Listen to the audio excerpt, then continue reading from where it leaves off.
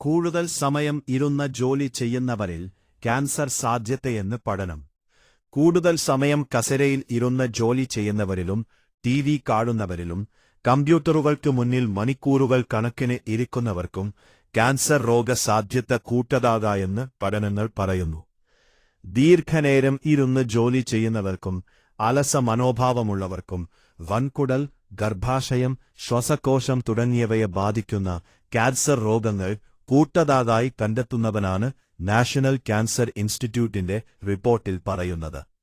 NCI പ്രസിദ്ധീകരിച്ച ലേഖനത്തിലുള്ളത് 43 വ്യത്യസ്തങ്ങളായ പഠനങ്ങളിൽ നിന്ന് ക്രോഡീകരിച്ചെടുത്ത വിവരങ്ങളാണ് ജർമ്മൻ യൂണിവേഴ്സിറ്റി ഗവേഷണത്തെക്കുറിച്ചുള്ള അന്തിമ നിർണയത്തിലേക്ക് എത്തിച്ചേർന്നത്.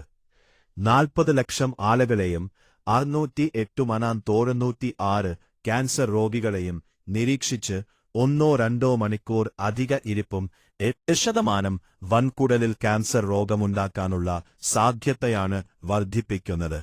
ശ്വാസകോശ കാൻസർ രോഗസാധ്യത 6%, ഗർഭസ്ഥ കാൻസർ സാധ്യത 10% വർദ്ധിപ്പിക്കും.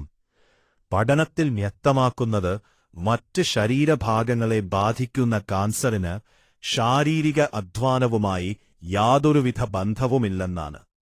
ഇരുപ്പിന്റെ ദൈർഘ്യം കുറച്ച് വ്യായാമം ചെയ്യുന്നതിലൂടെ ഇത് പരിഹരിക്കാനാവും.